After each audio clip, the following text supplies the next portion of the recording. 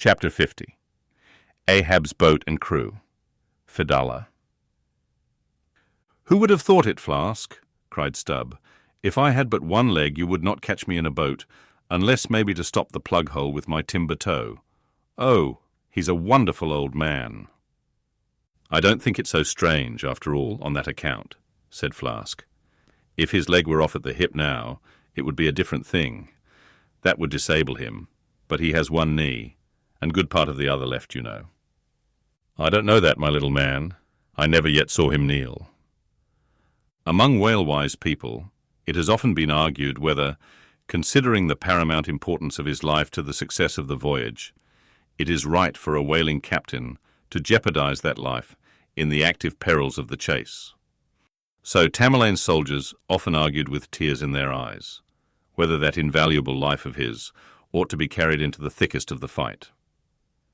But with Ahab, the question assumed a modified aspect, considering that with 2 legs man is but a hobbling wight in all times of danger, considering that the pursuit of whales is always under great and extraordinary difficulties, that every individual moment, indeed, then, comprises a peril.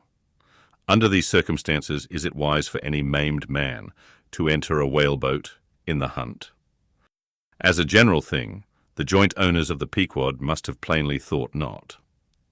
Ahab well knew that although his friends at home would think little of his entering a boat in certain comparatively harmless vicissitudes of the chase for the sake of being near the scene of action and giving his orders in person, yet for Captain Ahab to have a boat actually apportioned to him as a regular headsman in the hunt, above all for Captain Ahab to be supplied with 5 extra men as that same boat's crew, he well knew that such generous conceits never entered the heads of the owners of the Pequod.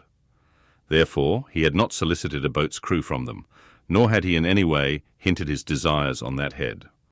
Nevertheless, he had taken private measures of his own touching all that matter. Until Cabaco's published discovery, the sailors had little foreseen it, though to be sure when, after being a little while out of port, all hands had concluded the customary business of fitting the whaleboats for service.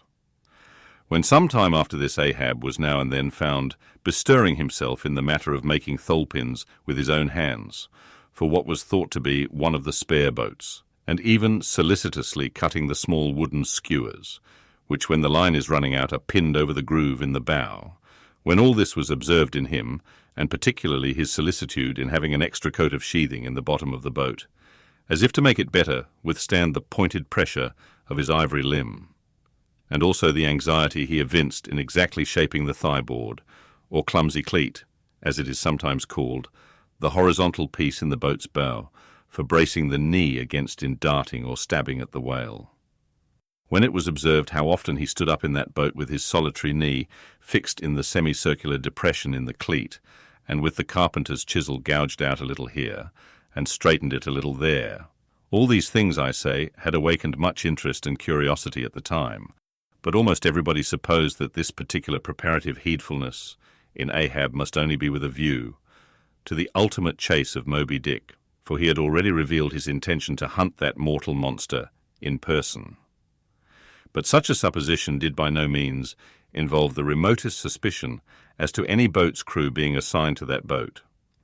Now, with the subordinate phantoms, what wonder remained soon waned away, for in a whaler wonders soon wane. Besides, now and then such unaccountable odds and ends of strange nations come up from the unknown nooks and ash-holes of the earth to man these floating outlaws of whalers, and the ships themselves often pick up such queer castaway creatures, found tossing about the open sea on planks, bits of wreck, oars, whaleboats, canoes, blown-off Japanese junks, and what not, that Beelzebub himself might climb up the side and step down into the cabin to chat with the captain, and it would not create any unsubduable excitement in the forecastle. But be all this as it may, certain it is that while the subordinate phantoms soon found their place among the crew, though still as it were somehow distinct from them, yet that hair-turbaned Fedallah remained a muffled mystery to the last. Whence he came in a mannerly world like this, by what sort of unaccountable tie he soon evinced himself to be linked with Ahab's peculiar fortunes, nay, so far as to have some sort of a half-hinted influence. Heaven knows. But it might have been even authority over him. All this none knew. But one cannot sustain an indifferent air concerning Fedallah. He was such a creature as civilized, domestic people in the temperate zone only see in their dreams, and that but dimly, but the like of whom now and then glide among the unchanging Asiatic communities, especially the Oriental Isles, to the east of the continent.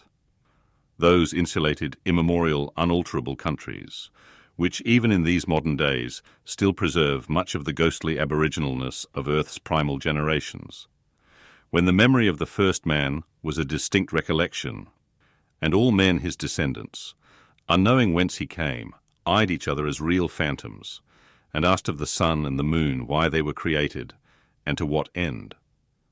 When though, according to Genesis, the angels indeed consorted with the daughters of men, the devils also, add the uncanonical rabbins, indulged in mundane amours.